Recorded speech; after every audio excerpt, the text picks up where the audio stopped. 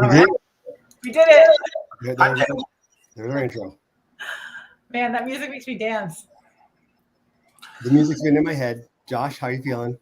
Oh, I got a bit of a cold or something. Not great. How are you?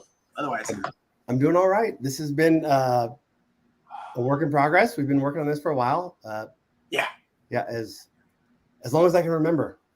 Before you came back, actually. For the entirety of your career at VMware. Yes, your second career process.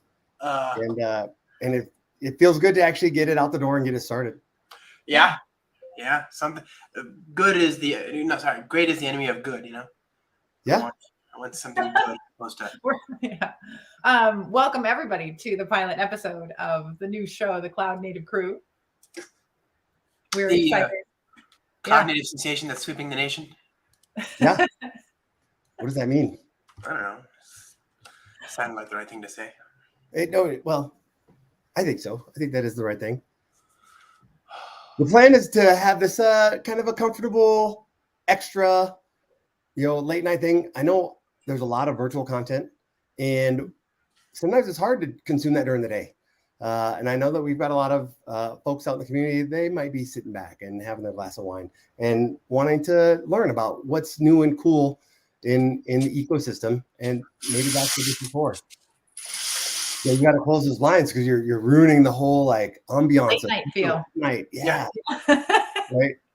Where Josh is at, it's late afternoon. 6 o'clock. And it's on the other side. 83 degrees, which is not 83. Great. Yeah. Bedtime for Cora. That is crazy. Yeah. I mean, it's 9. Yes. I could fall asleep at 9. Yeah. It's yeah. And you're somewhere in the middle. Yep. I'm in the middle. Today was a soup day. That's how cold it was here. It was cold enough for soup. We had potato soup for dinner. What is that? What is that temperature? That makes it I think it was a high of 49. Oh, yeah, that is cold. Yeah. So yeah, this show. Cool. Yeah. Do some stuff, and this is episode 1, and we're gonna have some cool. I should be doing this. Right. This is our show. Oh yeah. Oh yeah. Yeah, we are so grateful to the creative team who created all these amazing assets for us. We've got a bunch of segments, and we've got special assets for each segment. So a big thanks to that team. Say that off the bat, I guess. I was thinking that maybe we kind of introduce, what is this going to be about? Let's do some introductions. So first up, I think this is going to work. It's Kuberneato. We had a Kuberneato segment. What does that mean? What's Kuberneato all about? What is that going to do? What are we going to do here? Well, I think my vision for that segment is just a place to talk about everything Kubernetes. From we can have general conversations about what makes Kubernetes so successful, what makes it so interesting, what are the basic patterns that are involved, how has it changed the way that we manage infrastructure, the way that we deploy applications. We can deep dive into particular technologies that are evolving in the ecosystem. Talk about different tips and tricks. We can go deep, we can go wide. That's what I'm thinking for Kuberneato. Talk about everything that's so neat about Kubernetes and how it's changed our lives for the better, mostly, sometimes. With some exceptions. I love me some Kubernetes. Lots of YAML. That's the enemy. That's the thing I don't like, but The enemy? You think Kubernetes is the enemy? Oh, YAML. Oh, YAML is the enemy. No, YAML. Yeah, YAML. Kubernetes is the bee's knees, right? I could Kubernetes all day, but just give me JSON or literally any other format that doesn't. And I'm a Python programmer. 20 plus years of experience using Python, a space sensitive language, and I get by just fine. And I'm here to tell you, YAML is not. That's not it. It's not. This is not what we. What is it for you that is worse about YAML than lack of schema, lack of control, lack of resources, space sensitivity, the fact that tabs and spaces can actually get you in the end. It's just all too brittle to if my highly scalable Hello World demo app site is down for even a second because somebody added a tab instead of a space, whatever. Too much space. too much space, man. This is not NASA. This is not NASA. We don't like space here. So yeah, Kuberneato. We got other segments too. I'm gonna talk about Canz U Tanzu. What is that all about? What are we gonna do here? I noticed it's a cat logo. Well, maybe we should give a very brief intro to those who haven't heard of Tanzu. What's Tanzu? What is Tanzu? Do you want to take that, Joshua? I get asked that question all the time. Yeah. And I call it, like, this is the segment where we figure it out. Yeah, this is it. This is a perfect episode right here. When I think of Tanzu, I think it's that big umbrella of it's a portfolio of suites and services and people helping businesses move forward. Period. Sounds kind of like a cheesy mission statement, but yeah, it's TAS today, Tanzu Application Service. It's TKG and that whole suite. It's a bunch of things under the umbrella of Tanzu, and it's us. We're Spring Developer Advocates, helping it grow, Tanzu, and helping people understand the value of what it means to be cloud native and multi-cloud and all the other buzzwords for today. Mm-hmm. Yeah, I think of it in two ways. And actually, your comment about that we're developer advocates made me realize we forgot to introduce ourselves. Oh yeah, but the song did it. We're cloud famous. Right. We shouldn't have to introduce ourselves. You want to introduce yourself, Cora? Okay, I'll introduce myself first. I'll hold the thought about Tanzu.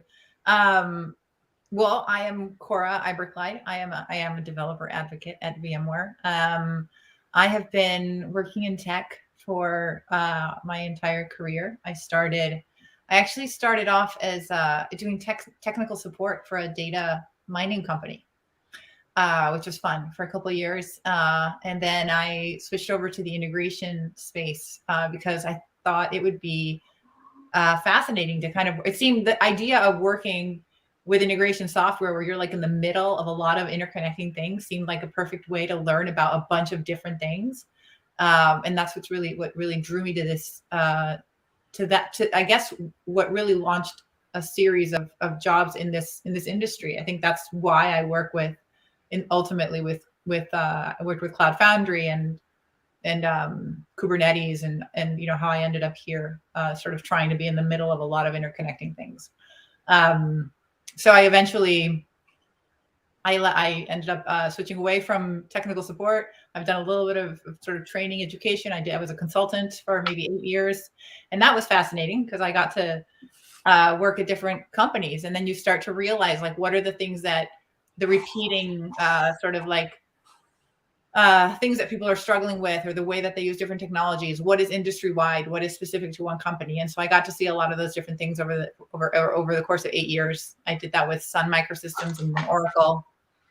And then I got an opportunity in 2014 to join Pivotal in pre-sales. And I would never have thought to do pre-sales. I would never have thought to try to convince anybody to buy anything. That wasn't what I considered my personality to be. But I had a really fun 6 years talking to people about why a platform that really made life easier for developers and streamlined everything behind the scenes was worthwhile. That was Cloud Foundry. And it's interesting if anybody is thinking of of a career in something like sales or pre-sales. It's a really fascinating challenge to really communicate the value of something to people who approach technology from different angles, whether they're developers or they're managers or they're CIOs, CTOs, to really kind of draw out the value for all of those different roles. And then we were acquired by VMware, and I had the opportunity to switch over to this developer advocacy role, which is just so much fun.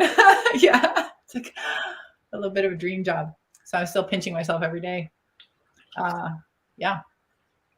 I also came through that path. I was a Spring guy. I had my own company doing websites and open source and a lot of PHP on the side. But I did. My company I started when I was in college is OpenJack, open source, jack of all trades. Oh, and wow. I did a lot of PHP. Most of my customers were nonprofits, but helping. my day job, I was a Spring guy. I was a Java guy, e-commerce and consumer products and security space and lots of marketing, and I enjoyed my job. And then I was a VP of engineering for a little startup, and I too went to pre-sales for Pivotal and kind of followed your foot tracks and became better friends with Josh Long. And I took a little bit of a break for a little while. We missed you. Yeah. And I came back, and I've been back for 100 or so days. And the entire time, this phase of my career as a Spring Developer Advocate, I've been focused on this show. 100%. Everything culminates here. But I also, came here, long path through the pre-sales, and now we're here. And with Josh, and Josh was a very important part of that journey, both before and after my time here at VMware. Josh. Josh, tell us about you. Hi, I work on the Spring team. My name's Josh, and it's good to be here. I'm happy to work with you all on the same team. Obviously, I'm a big Corinne Deshawn fans. I've got a bit of a cold, so I'll just be blowing my nose for color. You don't need commentary. I just have the sniffling sounds to think of it like white noise. White noise. It works. It works. Yeah. So now we've all been introduced. Canz U Tanzu. Oh, right. So So Canz U Tanzu. Oh, so I was just going to say that for me, Tanzu is sort of like it helps you do Kubernetes, and it helps you do it at scale because it's not just about managing one cluster. It's about doing things in a way that you can handle at scale with many clusters, applying policies across everything, having single panes of glass or panes of control, single, whatever the right phrase is, plane of control to do things at scale, right? Anytime you try to do something at scale, you notice where it's difficult. So I think Tanzu is a suite that helps with that in every way. But so we can get into all of that. And we have Tanzu is a commercial suite, but it's also an open source suite. So we'll be also being able to dive into community edition stuff that is accessible to anybody and on your local laptop. So nothing that isn't accessible, really. You can try it. You can get into it with us. And somehow, somewhere, Spring fits under Tanzu, dotted line, dash line, somewhere.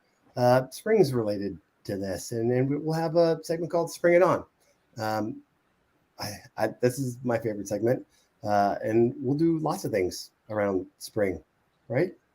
Yeah, my hope is if we can successfully connect, because when you said do Kubernetes, I don't think we do Kubernetes, right? You just do Kubernetes. Kubernetes is one doesn't simply walk into Kubernetes. It's a means to an end, right? And the end is to get your software into production. And if your software is garbage PHP, then what's the point of deploying it? You don't need to worry about Kubernetes. You need to fix your code.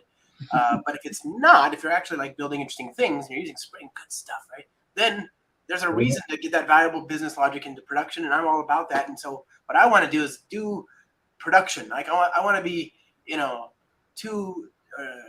3. I'm sorry, I'm just looking at the top row here. I'm looking at you. I'm looking at you two. I'm on the bottom row, and I'm not even looking at myself because I'm sick. I want to be 3 happy peas in a pod in Kubernetes in production. That's what I want. I want to go to production. I want to see our users happy and productive, and if it happens to be using Kubernetes, whatever, who cares? I don't care about that at all. I don't care about Spring, actually, if I'm honest, to the extent that it allows me to build software that's worthy of production, which is, again, where I want to go. That's why I care. But if something better comes along, and it hasn't yet, it's only been 12 years or whatever, but for me on the Spring team, but if something better comes along, that's where I'm going tomorrow. I want the best way to get to production. They're just not building better things out there yet, So I'm all about that Spring insofar as it gets me to production, which is what I really love. Another segment that we have. Yeah. Evolution or revolution. Before we go there, I just wanted to I just checked the chat, and So I just wanted to recognize some of the chat. So first, there's a question for you, Deshaun. Oh, is there? Morning from India. There is bacon in the soup. In the potato soup, there was bacon, and you had an option to add more bacon. Awesome. Okay. Yes. Glad we cleared that. That would have been a big miss not to clear that. So yeah. Hi, Tasha. And hi, Ashish. Ashish says good morning from India. And R.R. Lacoste is asking, coming from Pivotal, Cloud Foundry is in the Tanzu portfolio, and it indeed renamed as Tanzu Application Service. But yes, is under the same umbrella. And then we have Ashish Mishra asking, need to learn Tanzu. I'm a certified Kubernetes administrator. What should I learn in VMware to be good at Tanzu? Great question. Tanzu Community Edition. Get started. TanzuCommunityEdition.io. That's where you want to go. Get it, enjoy it, love it, put it on your laptop, and then let's take it to production. Yeah. I don't know anything about. I know a lot about Tanzu. I know nothing about VMware. You know what I'm saying? So, like, it was a very interesting question. I need to learn Tanzu. I'm certified in CK. What should I learn in VMware to be good at Tanzu? And I'm just like, wait, just learn Tanzu, and then you'll be good at Tanzu. You know? Yeah. I'm sure VMware's got good stuff. I've just never had to use it because it's just different echelon, different tier, you know. But yeah, so TanzuCommunityEdition.io will. You can follow the documentation on that website. It'll allow you to download the Tanzu CLI, and then you can either start a cluster, just a solo cluster on your local Docker on your machine, or you can do fancier stuff like create a management cluster that then creates other clusters. So you have that multi-cluster management setup. Of course, you can do the unmanaged cluster on a cloud as well. So you can kind of explore, and then it'll give you a whole set of packages that you can add to your Kubernetes cluster easily to make your experience of using and managing Kubernetes easier, because plain Kubernetes is not, it's not enough for any sort of real use case. You need to add packages on top of it to do something useful with it. So Tanzu Community Edition will help you get through that journey a little bit more easily. Yes, I'm going to put the link right in there. Tanzu Community Edition. And once you're doing that, once you've got TCE, like TCE, insofar as it's a Kubernetes distribution plus, their skills travel, they apply, One of the things I saw, it was, I think the creator of Rancher recent thread, he was just like, yeah, it's just Kubernetes, right? Yeah. With the stuff, but it's really Kubernetes. And that's valuable. And that was on purpose. Then it's Kubernetes underneath. Here's my doubt. Can I use a service mesh with Tanzu? Yeah, I mean, why not? It's just stock standard Kubernetes with some extra bits. It's not less than this or that. It's just more, superset. Absolutely. And bom dia. Yeah. Hello from Brazil. Evolution or revolution? Okay. There's two things that jump into my head. Spring Boot, Spring Cloud. Was that an evolution or a revolution? Cloud Foundry. Also, for me, these were big shifts. But were they evolutions? Were they natural? Were we going to get there eventually? Or was that really a revolution? What do you think? Josh, do you have a feeling on that? Spring Boot, evolution or revolution? Spring Boot, revolution. Spring Cloud, evolution. Cloud Foundry, evolution. Right? Like, boom. Yeah. That's going to be a short segment. Like one whole segment. Well, the credits play. Yeah, well, let me dive into that a little bit. Okay, so Spring Boot was invented 2011? 2013. First version came out 1st of April, not an April Fool's joke, 2014. So it's 8 years and some change now, 8 years and 6 days since the 1.0 GA version came out. And so Spring Boot, I definitely think it was a revolution within Spring. But if I think about the history of containerization, because for me, like, there's two big things about, and maybe I'm not thinking big enough, but like two of the big things that I think of off the top of my head for Spring Boot is the reversal of the model, where before you had an application that would land in an application server that was provided externally usually by another team, or certainly managed as a different piece of software. Yeah. Whereas in Spring Boot, you suddenly embedded the app server, and suddenly you have this one-to-one relationship between an application and an application instance and a server.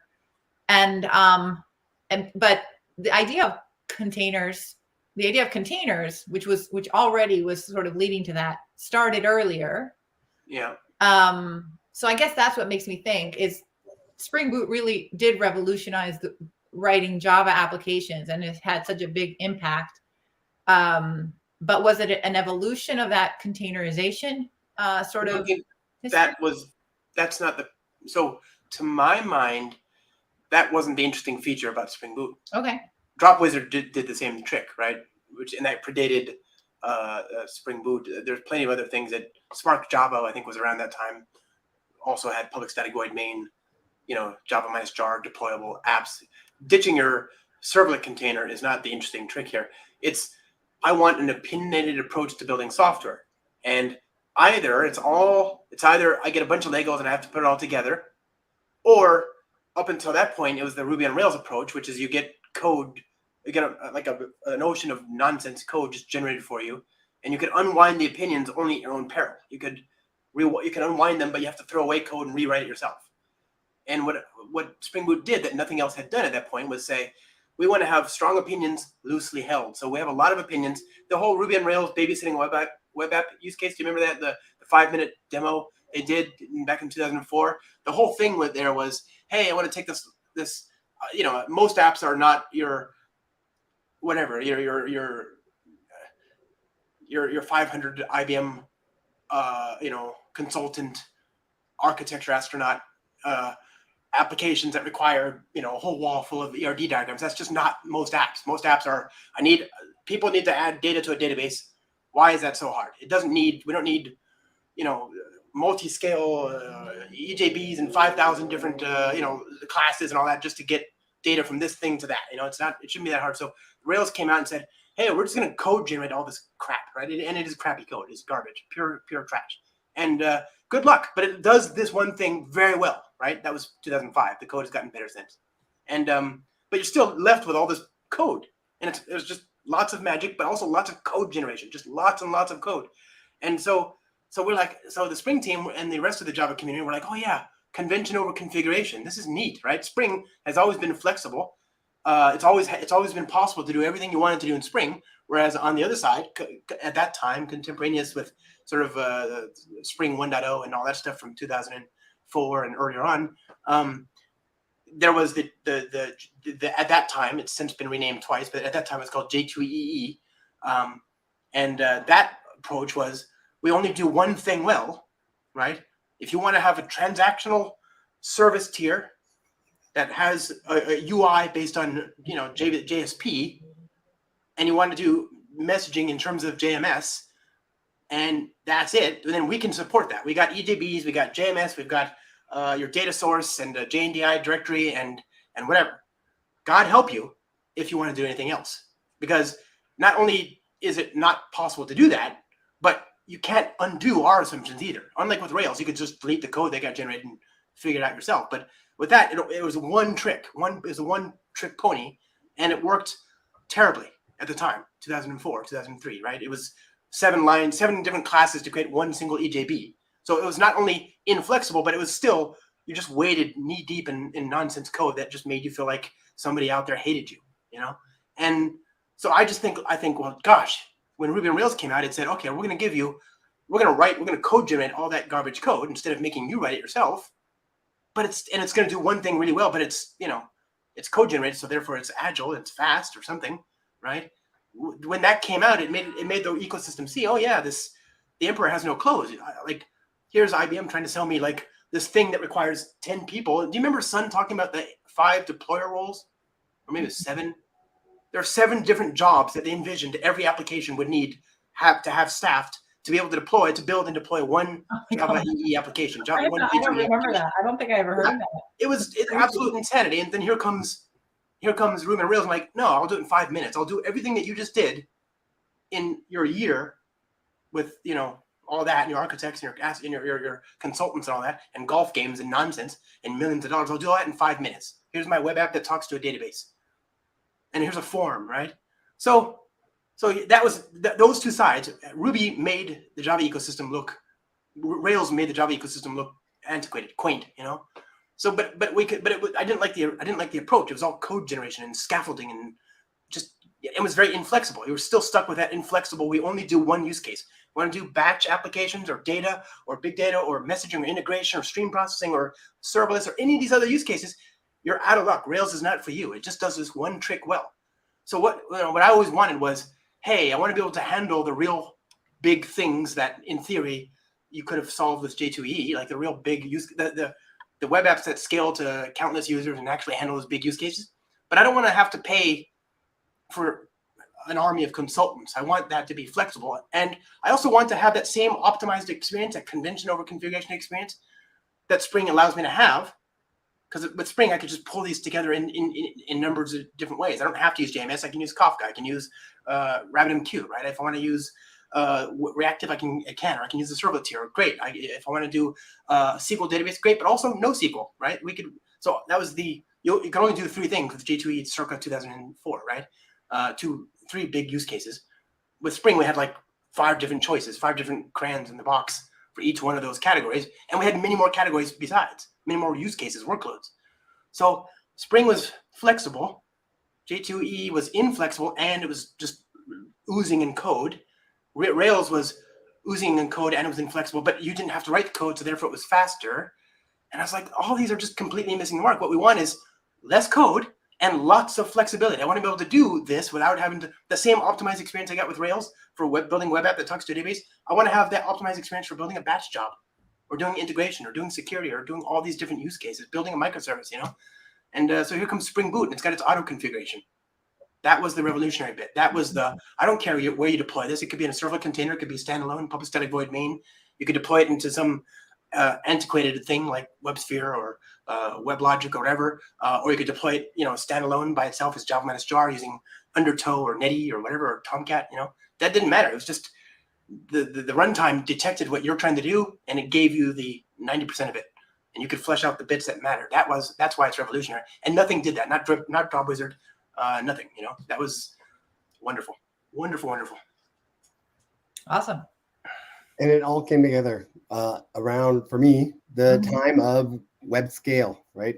We were trying to grow. It wasn't necessarily containers, even though containers were coming around at that time or gaining popularity around that same time from my perspective.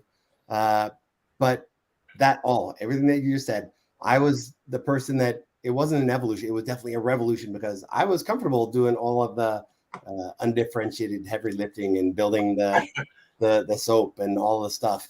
I was okay with that. But I was also mobile apps was a big thing. Yeah. When Spring Boot came around, we were seeing a lot of these, a lot of things that were going to production were being consumed by mobile devices, and that changed everything. So not only did we have this, we'll call it machinery that was pushing out things to production, but then we had this change in how that was being consumed, and you had to adjust. So we could either adjust the big machinery that was J2EE, or we could do these experiments and we could start to adopt some, I see this container. And Spring Boot, Spring ecosystem provided a lot of those things, bootstraps for a lot of these different options. You want to do web scale, you want to do NoSQL, you can do all these options. So it was definitely a big flip of the switch. It was a revolutionary moment for me in my career. And yeah, I'm sure we'll touch on that a little bit more. But the last segment that we have is Tanzu Players. And Tanzu Players is where we're going to bring people from the ecosystem that have done things. Before we do that, I just wanted to, well, let's welcome Rob. I was just going to get to the chat questions before we. Okay, well, we'll bring in Rob. This is Rob. He is the platform owner over at Cerner. That's right. And he has a great story. And he's got a real job. Like he has a real job. Yeah. So let's do the chat questions, and then we'll circle back to Rob. Okay.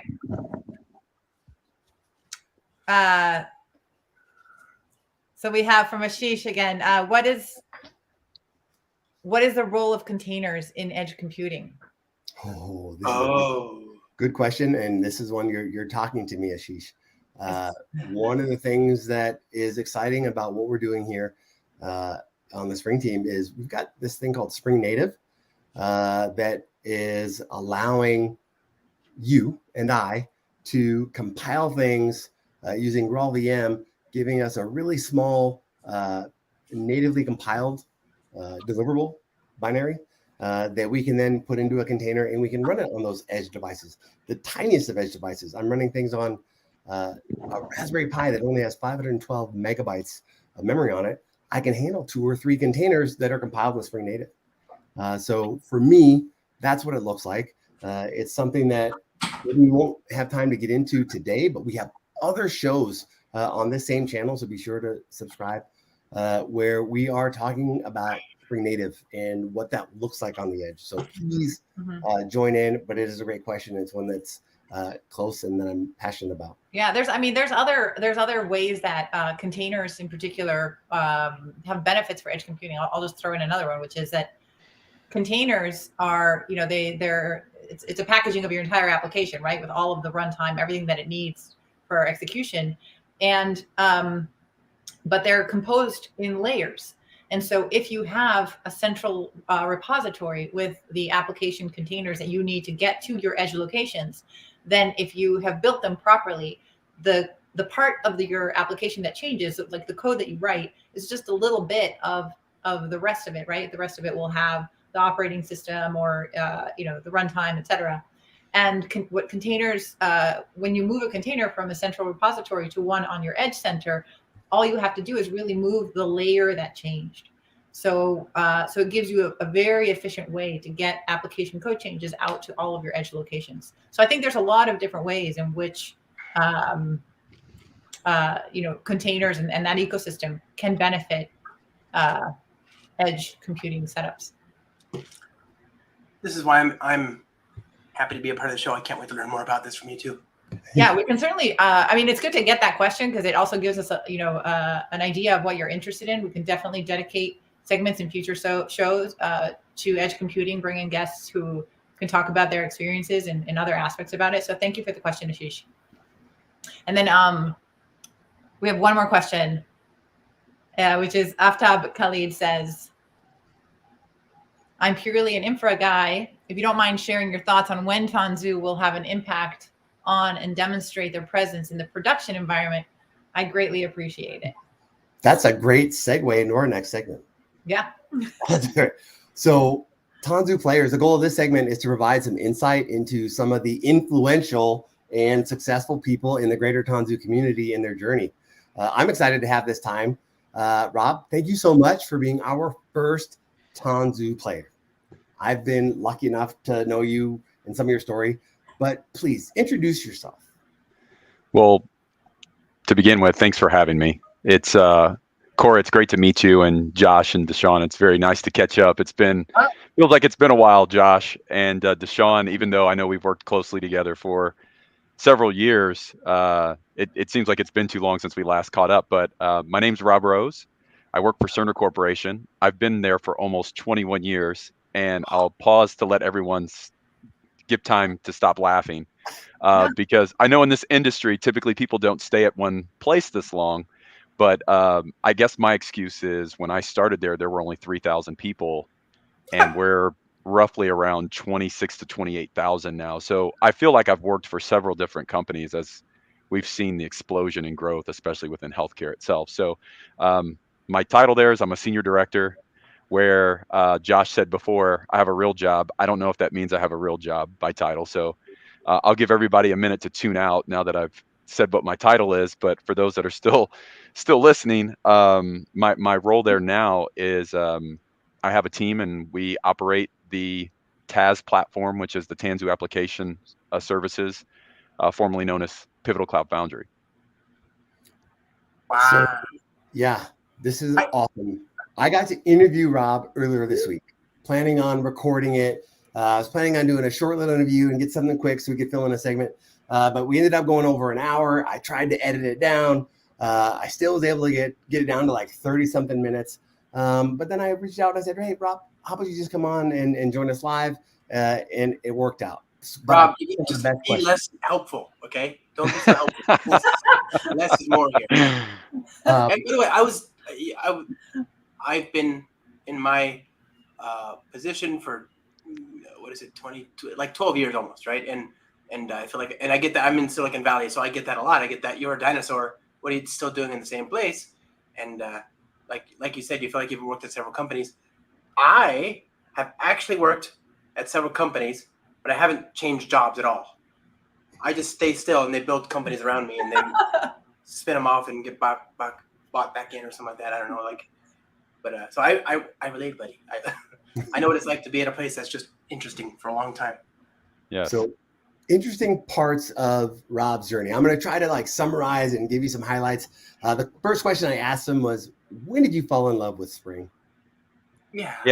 So I have a great story, and it's something that Josh loves to give me a hard time about. The current Spring security lead, Rob Winch.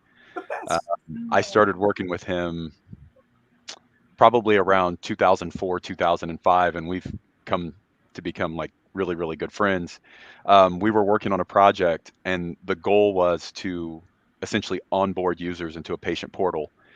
And again, if the recording ever makes it out there, you'll probably hear the same story, but essentially we were given a very, very tight timeline. And when we huddled on this to determine how we were going to go do it, Rob being Rob goes, hey, I can get this done if you allow me to use some open source frameworks. But if we're going to cook everything ourselves from scratch, I don't think this deadline is possible. And again, just to remind the audience, I work in healthcare. So back in 2005, open source was somewhat frowned upon because we're a highly regulated industry. And there were just some concerns about pulling in dependencies and again, technology at that time running scans and validating everything. It just was, it was not part of our culture at that particular point in time. So the short of it is we introduced Spring, and I saw what Rob could do with Spring, and that changed my perception. The other thing, since we were talking, I heard you guys talking about the revolution versus evolution. Josh actually came and spoke at Cerner in 2015, right after Spring Boot had been released, and Spring Cloud was actually an alpha. It hadn't even been released, and I saw a presentation he gave and was blown away. What we were attempting to do at that time is we actually had a project called a web app config, where we were essentially trying to curate a list of dependencies and it was a poor man's customized version of Spring Boot. And to say that is probably a little bit disrespectful to Spring Boot, but it was essentially the same attempt to accomplish what the goals are and everything you guys talked about earlier. And when I saw that presentation, I said, okay, that's exactly what we need. We need to get that introduced. And that's when I met Josh, and he was nice enough to actually give a private presentation to my organization to go into more detail about everything he had talked about in front of the entire company in one of our tech talks, where we invited outside speakers. And from there, we kind of took off. So I would say my love, infatuation, relationship with Spring probably started in 2005. But I guess we were, we remarried, or we took it to the next level in 2015. Yeah. we renewed our vows. Maybe that's a better thing. Same. That's awesome. Another part of that was that story of Rob Winch early on, and bringing in open source into Cerner when it wasn't really a thing. Spring was not a thing. The thing, and the thing that he said on earlier this week was, we made that deadline. Oh, absolutely. We hit the deadline, and I saw what was possible, and I said, okay, we need to figure out how to do more. Go ahead, Josh. I'm sorry. Can we just have a quick Rob Winch appreciation moment? Oh yeah. Love Rob Winch. Yeah. Love that guy. Okay. Yeah. So another piece, Rob Winch is also, he kind of curated and ran the Spring user group here in Kansas City. Another part of your journey, right? A part of what got you here and drove some of your success. You saw Garmin presenting on PCF shortly after Pivotal Cloud Foundry, PCF. Yep. Yes. So the story behind that is I think we have a pretty rich community here in KC. That's how I met you, Deshaun. And individuals like Rob were getting our team involved in the community, and a lot of the engineers on the team were presenting at the local spring meetup. The Garmin guy. So in 2015, we see the Josh Long presentation. My engineers prior to that were Rob, we got to go to microservices. We got to go to microservices. And I was like, I mean, I get it. It makes a lot of sense, but it just wasn't fitting together. When I saw that presentation on Spring Boot, Spring Cloud, I said, okay, that's the path. So that makes a lot more sense to me. So now we have all this custom automation where we're pushing our code to production. But we start decoupling or deconstructing our monolith, decoupling our bad decisions. And now we have 70 microservices from the first app that we strangle, and our old automation doesn't work anymore. And we've come to the realization that it's taking just as much effort to update the automation as it is to refactor, replatform the code. I see this presentation by Garmin, and they're showing that they've made this decision to not only use Spring Boot, Spring Cloud, but they have this PCF platform by which they're managing production. I saw how easy it was to push code to production. I said, okay, that's the other missing piece that we need. And again, I apologize, the name drop. I've got another really solid engineer who, again, is kind of in that community, Brian Kelly, and I know that you've interviewed him. He really gravitated towards our microservice development and then this PCF movement that we started in the company. And from that point, that's where we saw we saw the curve. We took off. Wow. Yeah, it was big. So small community out here. We're hearing all the great things that are happening. Of course, you got champions, Brian Kelly and Rob Winch. And internally in your company, you're kind of making this move. You have these small little wins, and you gain some allies. Greg Meyer starts to make it a big deal. One of the 5 distinguished engineers at the time, or maybe even still, starts to kind of become an internal champion and starts to pull other teams towards this little platform that you have adopted and are deploying to production with Spring Boot. Yeah, like you said, we strategically, in order to have success, we strategically went after a few things. So Greg was no pun intended, a pivotal piece to the decision because at the time, our executive, Greg was part of that brain trust. So once we worked with Greg and Greg went through the process of converting everything over to Spring Boot, Spring Cloud, and he started leveraging PCF, now all of a sudden you see him light up. He wants to start sharing that information.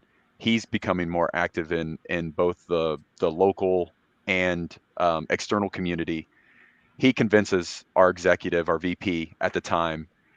Word gets out. We had some other executives that were trying to basically do proof of concepts and get this technology adopted. They wanted to get it tested out, and our CTO at the time said, hey, if you guys have some successes, let us know.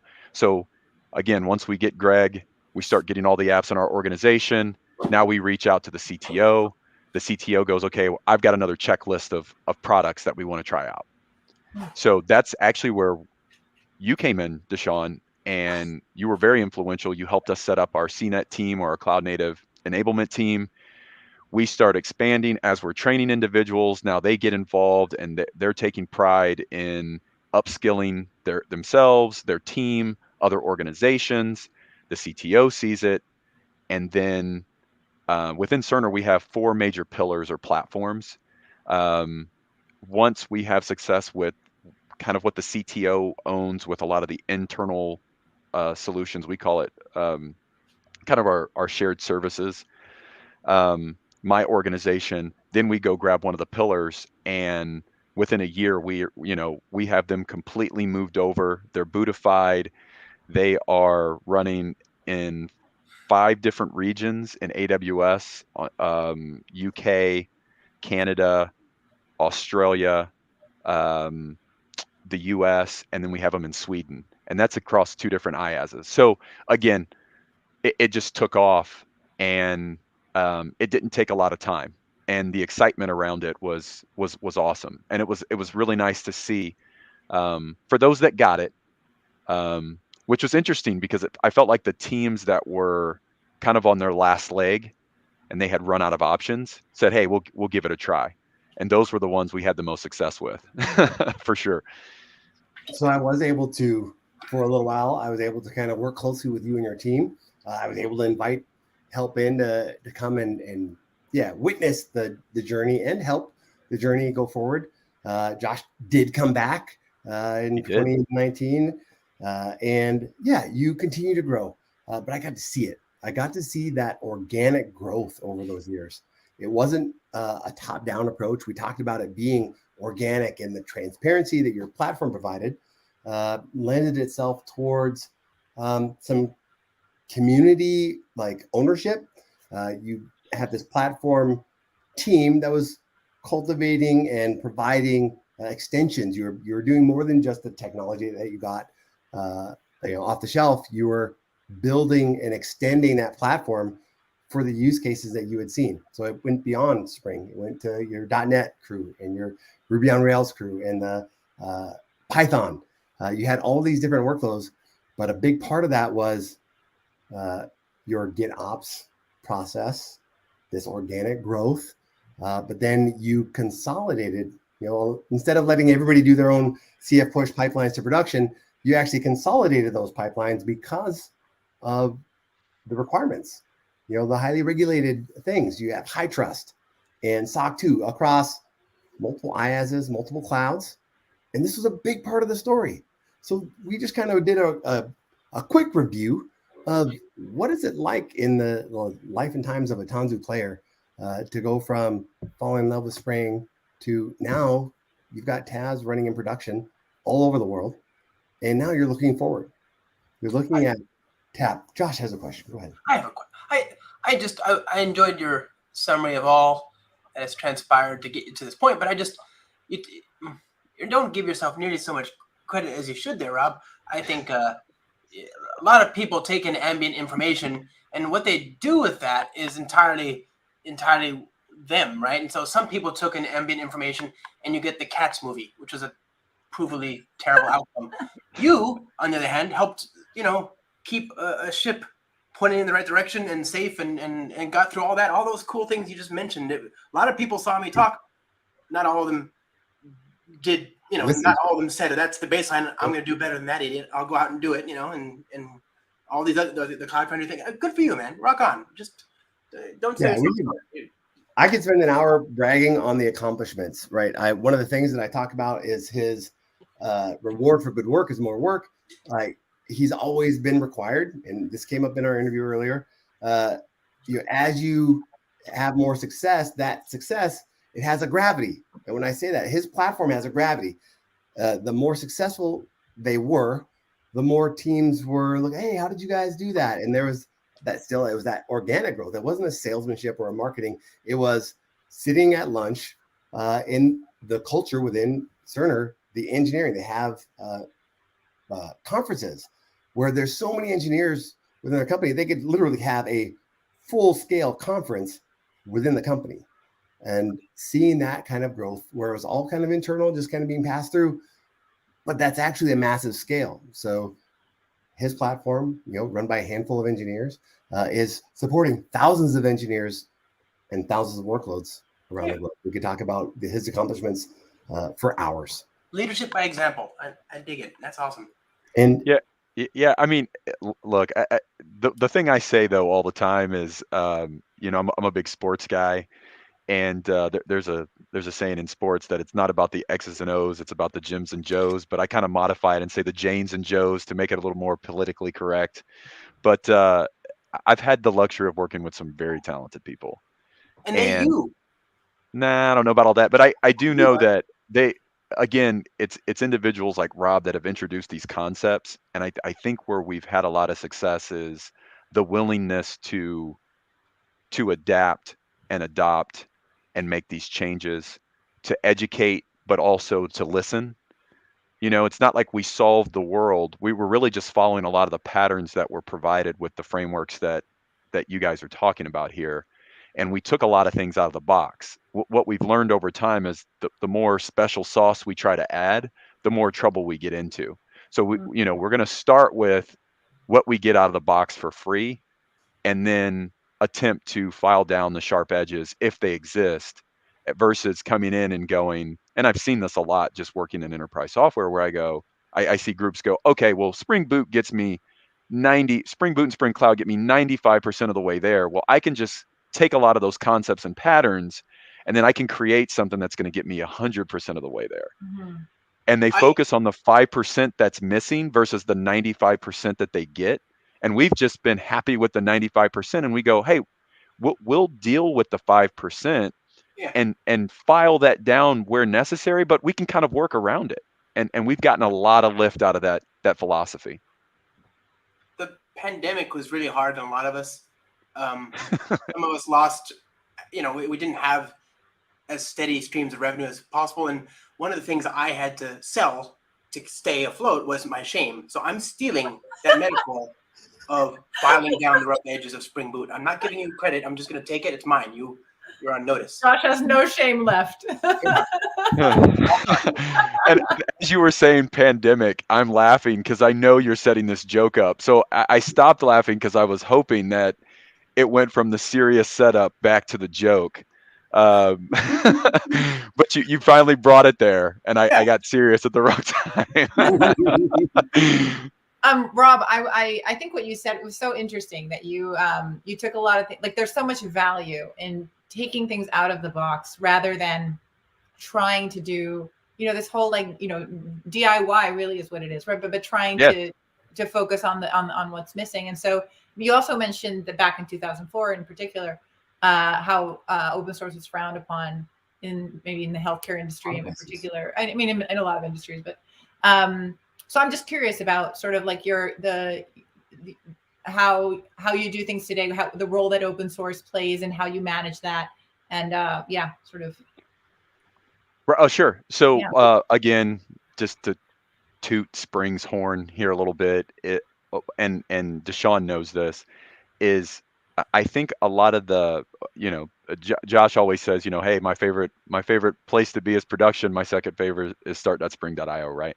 Well, one of the things that I think, if we look back to 2004, not only did making the Spring decision give us the lift because it helped with, the testability of our code, it helped basically with, and this is probably the biggest in my opinion, is Spring does a really good job of knowing what other technologies are hot or trending or work really well with the framework.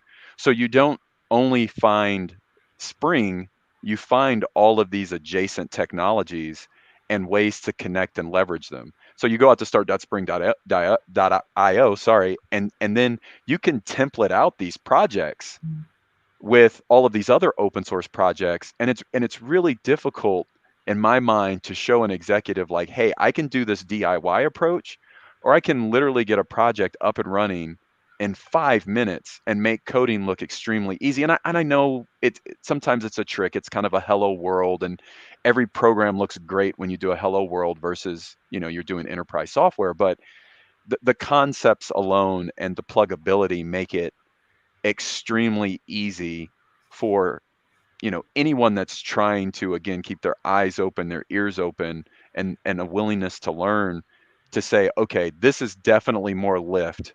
We're going to get to where we want to go faster, even if we make the wrong decision. Like, let's say we pick a technology that isn't appropriate.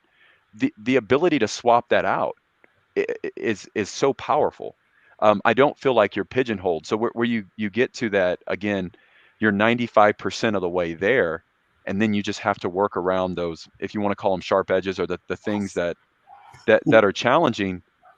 Well, it may just be the adjacent technologies that you've chosen. And now if you swap out, I don't know, Josh, you've talked about Hibernate, and you move in another technology. I know you have opinions on Hibernate, and I know that's a data tech, but JPA, I don't quite get, Hibernate, good stuff. But yes, let's say you're using JPA and you switch to Hibernate, or you want to do some reactive programming, and now you want to you want to swap the database out so that it actually supports reactive. The frameworks provide so much flexibility that it's just really difficult to argue. So I hope I answered your question in that. Yeah. But I think that project not only hitting the date, but it became a launching pad. Our ability to now explore other relevant adjacent technologies to Spring.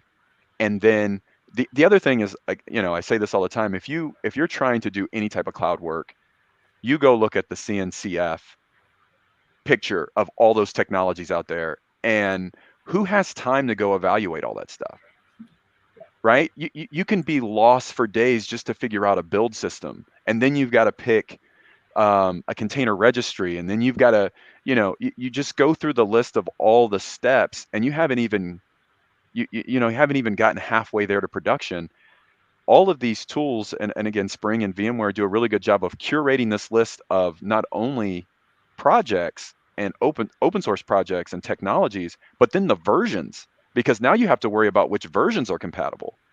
So it's just a huge lift, huge time save. And again, we've taken the philosophy of the 5% that doesn't work. Maybe we use that as an opportunity to go back and challenge the requirements that we have, or maybe look and reevaluate the way we're trying to architect something, because we feel that if the community has kind of agreed upon a particular approach, then it's more likely that they're right than we are. So we'll adjust accordingly, and again, try to get as much lift and as much out of the box. And we've seen where small teams can produce a lot of things very quickly, because it's almost like we're part of a larger development team and a larger development community. That's fascinating. Yeah, it's such a beautiful and very kind of humble way to approach things, where you realize that there's so many different inputs, so much different thought and overtime that has gone into particular patterns or designs or curations of software decisions and integrations. And it's a beautiful thing to kind of approach it with that sense of respect for all of the work that has gone in, for all the people who put so much effort in, and say, there's a reason these things are this way. Let's understand them before we try to go and, do something wildly, unusual. I guess. Right. Humility. Built this culture in his org, and like I said, it's kind of organically grown throughout Cerner, where, because they are a part of this larger Spring community, they have a default mentality that I never witnessed until I started working with them, where, hey, we ran into this thing. It didn't work the way that we expected, but here's the documentation. This is why I expected it to be this way. Let me try it again and validate it. And, you know what? Yeah, here's some code that replicates it. Here's an issue. That's their automatic, because they get 95% of the stuff out of the box. They've got more time to give that feedback. They've got more, and that's a part of their culture. Guys, look, if we want to continue to get the blessings of the 95%, that's coming out of the box, let's go ahead and take the time to, if we run into something and we can replicate it, and we understand that it should be another way because of the documentation, let's take the 5 minutes, and they're really good at, it's about 5 minutes to deliver some code that replicates it and create an issue. Yeah. Awesome. And that's another thing that him and his culture, his team has been really good at. It's just giving feedback to not just the Spring community, but his partners as well. So the other thing that's awesome about providing the feedback is not only has Spring, Pivotal, VMware been very receptive, but then when they see that we're the type of team that is willing to share everything, right? The good and the warts, then we start to get previews to the new stuff, because they know we're going to try it out and we're going to follow it and attempt to use it as it's intended to be used. So that's been the awesome part. And I think one of the things my engineers have been extremely excited about is they get their hands on things and get to shape maybe the direction that it goes in, because again, we're using everything to the best of our ability or the way we feel it was intended to be used. So other projects that are being worked on, it's like, hey, why don't you guys try this out and give us feedback? So we've been very early in on a lot of the tap capabilities and the supply chains through the Vanguard community, having opportunities to provide feedback. So a lot of the engineers within the organization that I work in, or specifically on my team, I feel have been instrumental in providing that early feedback and helping to guide that with real examples of, where some of the challenges are. Mm-hmm. One of the phrases that I picked up while working with Rob and his team: it's okay to live on the bleeding edge as long as you know how to heal. And they got that automation in their process. They learned how to take things, whether it was CVE or a new feature, they learned how to get that going, moving it forward, and flexing those muscles. Yeah. I just wanted to share this comment from Corey Jett. It says, powerful story. Thanks for sharing, Rob. Yeah. Nice. Rob, thank you so much.